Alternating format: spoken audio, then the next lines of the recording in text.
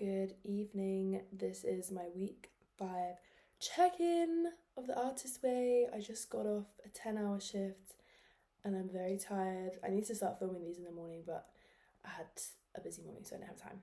But anyway, yeah, let's talk about week 5. I actually did just try to film this and then something fucked up with the camera, so I'm doing it again. But anyway, okay, let's speak about week 5. Week 5 was about recovering a sense of possibility. So Julia says, this week you're being asked to examine your payoffs in remaining stuck. You will explore how you curtail your own possibilities by placing limits on the good you can receive. You will examine the cost of settling for appearing good instead of being authentic, which leads into the social media deprivation that I did last week.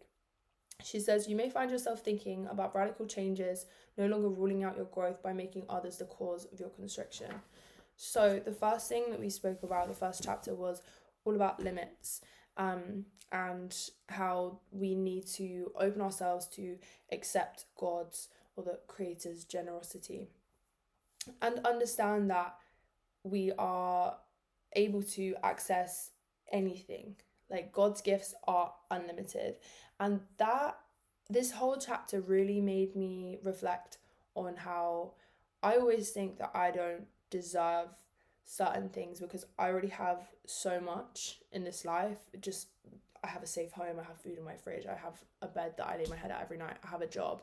So many things that so many other people just don't have access to. But I think through this, I just realized that to practice gratitude is the most important thing, and there's nothing selfish or wrong with asking for more so long as you are grateful for what you already have, which was really important. It was a really important lesson for me to learn this week. So yeah, basically Julia says we are in the spiritual position of having an unlimited bank account because we have to remember that God is our source. If we received a gift beyond our imagining, we often send it back. And yeah, that's what I was just talking about, because we think that we don't deserve it. But we come to recognize that God is unlimited in supply and that everybody has equal access. This begins to clear up guilt about having or getting too much. So yeah, this is the part where I was really thinking about that. We have to learn to think of receiving God's good as being an act of worship and an act of gratitude, and remembering that He is a source. This is a source, whatever you want to believe, God, the universe. An energy flow that likes to extend itself. And when we think like that, we become more able to tap into our creative power more effectively. We must learn to let the flow manifest where it will, not where we will it. Just let it flow. We shouldn't be forcing anything, essentially. She says that any progress is made by leaps of faith. That goes back into the saying that I always think about every single week, which is leap in the net with a leap. Try that again, babe. Leap and the net will appear. She says that as each idea comes, guys, compose. I really need to start filming these in the morning because the way that my brain is like trying to just shut down right now. Let's try that again.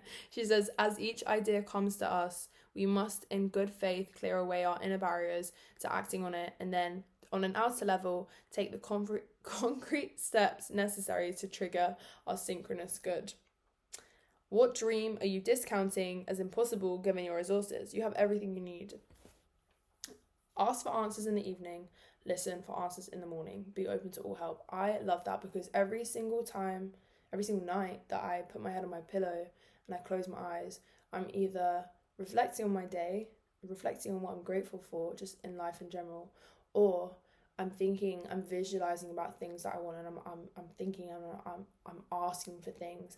And then in the morning when I wake up, the first thing I think is thank you. I say thank you in my head, and I put my feet on the ground as I get out of bed, and I'm just grateful for another day. And then it's just waiting for all those things that you thought about the night before come into your 3D reality in whatever form. You have to keep your eyes open because there's all these little signs and synchronous things that happen, and they're so easy to miss. And this book is teaching me to keep in touch with yourself and to just stay alert. So she speaks about how the morning pages are gradually loosen our hold on fixed opinions and short-sighted views. She says that recovery is the process of finding the river and saying yes to its flow, rapid and all. So just going where it takes you. There was honestly so much. There was so much that I really loved in this section and that I highlighted. She says, you must first be, actually this is a quote from Margaret Young, who says, you must first be who you really are, then do what you need to do in order to have what you want. I'll give you a second to take that in. Let's say that again. You must first be who you really are, then do what you need to do in order to have what you want. It all goes back to being authentic to yourself and being clear on your intentions and your wishes and what you want to achieve. She then speaks about the virtue trap. I think this section was about not thinking you're selfish to want to be alone as artists. She says that an artist requires the upkeep of creative solitude. Without this period of recharging, our artist becomes depleted, which is something just I resonate with massively. She says that afraid to appear selfish, we lose ourselves, we become self-destructive. I have never spent so much time in solitude as I have in the last 5 weeks of doing this book. I've only just this weekend, my best friend Rosie came up. I saw my best friend Zara as well yesterday. We hung out. It was the first time I spent a day with friends in 5 weeks. I've not seen anyone for a substantial amount of time, like more than 2 hours, this whole process. And I have been super busy with work, but the time that I do have, I'm either wanting to take myself on my artist day or be reading, and I feel like I'm just craving that, and I don't want to go party. I don't want to like be outside and stuff. I'm in this little hibernation mode, and I really resonated with everything she was trying to say here. And it's all about knowing that you investing in yourself and being selfish with your time isn't being selfish. It's not, as long as I'm not cutting myself off from anyone, I'm still being there for people if they need me, but not so much, because I have always been that friend that's like, if somebody texts me, I'm there straight away, like I'm on it. And I will be, but I also need to prioritize myself and my mental and my downtime, and especially like right now, like I don't want anyone to contact me right now. This is like my decompression session. So she spoke about, there was a virtue trap quiz. So the questions were, the biggest lack in my life is, the greatest joy in my life is, my largest time commitment is. And as I worked through these, it was interesting to think about. I mean, the biggest lack in my life is, I was like, what is the biggest lack in my life? And I put time alone. I mean, is that the biggest lack in my life? I have love. I have love in many forms. I have job. I make money. And then, I just thought time alone. Because I could probably do some more of that. So it was cool to go through those. Anyway, then some of the tasks that we went through were, speak about this real quick. The tasks this week were actually really easy. I didn't really find them so chore-like. Some of them in the past few weeks, I felt like, oh god, like that's gonna take me a while. Maybe I can do that tomorrow. But this one I just did all in one morning, and it was pretty chill. She spoke, the second task was to create an image file and list 5 desires that you want. I said financial abundance, healing others through my art, travel, studio sessions, and success in all areas of life, including a new home. It said, if I were 20 and had unlimited money, what would I do? So I'm thinking like 5 years back right now. I said spend it on dance sessions and probably go out to LA again to dance, because I was still training back then. That was still my dream then, to be a dancer. I said buy my own home. Why not? If I had money at 20, I'd probably buy my own home. Buy new clothes, because that was what I spent most of my money on back then. Give back to my mum, just for all that she invested with me through all my training. What did this say? What task 5 says, the reason I can't really believe in a supportive God is, and this one was really like, this one was probably had stumped me the most. I'm not a religious person. I've not grown up religious. I've grown up super spiritual, And I had a period of time when I was out in LA when I was 18 and 19. I was practicing Buddhism, and I still love Buddhism. I wouldn't call myself a Buddhist because it's not something I practice every day, but I do love it. And I love certain parts of all religions, to be honest, and I respect them all. But I don't believe in a singular God. I believe in spirit and creator and source. So I wasn't quite sure how to navigate that task, but I said the reason I can't really believe in a supportive God is I'm not deserving of the blessings, and that was going back to what I was thinking about in the limiting section, that I didn't deserve it. And this is not something I think about all the time, but I'm speaking about when I get in a self-doubt mindset. I don't see God to believe God, but I feel God. That's the second point that I wrote, and I think that makes sense. The reason I can't believe in a supportive God is because of outside noise and opinions that distract my faith in myself. Fourth one, why me? Why am I so blessed to live this life? Again, going back to just the guilt of feeling like I have way too much. I've seen so much suffering in this world that sometimes I'm like, why should I deserve more when I have so much? I hate how dark that is back there. That's really okay. Yeah, because there's loads of suffering in the world. So that's what I wrote about that. Second one, that's a lie. Task 5 even. If I was 65 and I had all the money in the world, what would I have done? So that was interesting, because I'm putting myself all the way in the future, and I'm only ever thinking about the next 6 months of my life right now. So I said I now own multiple properties around the world. Queen. I co-own, this was interesting, what did I write? I co-own animal sanctuaries and shelters for the less fortunate in whatever way. And then the third one went to I donate so much money to charity. I have enough.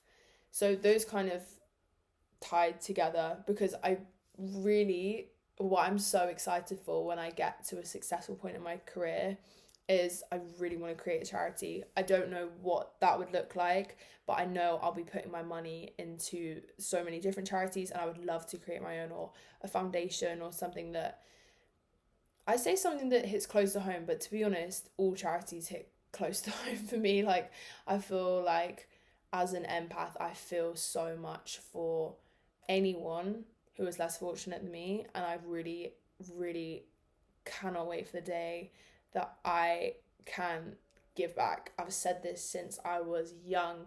I always loved volunteering as a kid, and going to food banks, and going into I used to volunteer at this amazing school for disabled children, and I don't know, kids in all aspects I just love. I grew up, my mum owns a nursery that I used to live above. I've grown up around kids and working with kids, kind of, and teaching kids to dance and musical theatre, and you know, it'll be so cool when I have the money and the resources to make a difference for the next generation. So that like gave me a little buzz, because I know I'm going to do it. So that was really cool. And then the other ones, I said that I'd constantly travel around the world and spend my money on special experiences with my children and family, because I'm 65. Task 6, 10 ways I'm mean to myself. I was like, ooh, I don't think this one I had to think about, because I feel like I've done so much self-healing and working on my self-love that I used to be horrible to myself. I used to look in the mirror every day and pick myself apart in every single aspect, and compare myself to girls, my friends, or girls that on the internet, whoever. And I've definitely done a lot of healing through that. But I said that I compare my success to others who are greater than me, and I feel that I tell myself that I'm never gonna be a great.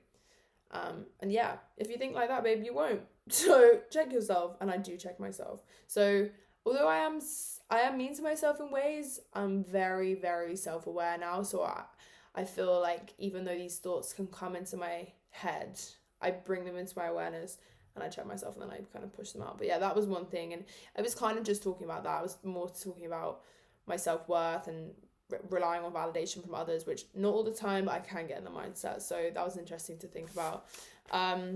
And task 9, just skipping a few, she said, what's your payoff for staying blocked? And I said self-protection, because if I don't start creating, I can't be disappointed. If I'm not proud of the output, it gives me a sense of control to stay in my comfort zone. That was good to write out, actually, for sure. Task 10 said, the person I blame for being creatively blocked. I had to think about this one for a second, and my conclusion was myself.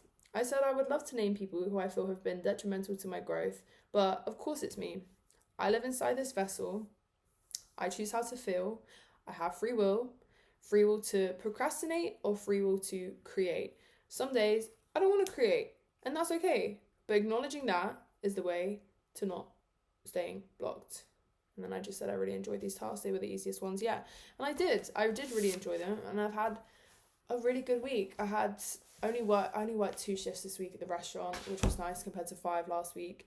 And 5 next week. We're having another busy week, but it's fine. But yeah, I did have a good week. My artist date of the week was, I went to a concert. I went to Sasha's concert, Sasha Keeble, my favourite. And not all I was thinking, but I just kept catching myself. As I was watching her perform, thinking, I know I'm going to be in a session with her so soon. I just can feel it. And I just admire the woman she is so much. And it gives me such a sense of comfort when I see women like her perform. Because I love what she stands for. And I remember I saw this interview of Sasha. I don't know what it was. I don't know if I read it or I watched a video, and it said, what's your biggest accomplishment in your career so far? And she said that I never gave up. And that just hit me, because she's had a lot of accomplishments in her career, and she chose to say that. And I was like, yeah, hell fucking yeah, because this career path I'm choosing to go down, it's not for the weak. And if somebody that I admire that much, like Sasha, can say that there's been so many times, and everybody says it, but there's been so many times she could have given up, I'm like, oh, she fucking did it. And it inspires me to never give up through all the bullshit I'm going to endure on this career. So yeah, that was my artist day. I did my morning pages every day. I love them. I really feel that when I get to the end of these 12 weeks, I will continue to do them. It's just become the most sacred part of my morning routine, and I just love it. I love it. I've been going out in nature so much more. The weather has been so much better in London. The sun has been out. Like, my mood, even though I've been tired, so that's making me yawn. My mood has been impeccable. It's been great, and it's been a good week, and I feel that the next couple of weeks are going to be really pivotal. I've got some studio sessions coming up, which are very exciting. And I don't know, I just feel exciting conversations are coming into play, which is just a lot to look forward to. But yeah, that was my week 5. I'm very grateful to have just kept at this. I love this book so much. And also, I'm still reading The Artist's Way. I was reading that last week. Still reading The Artist's Way. I'm going to finish that this week.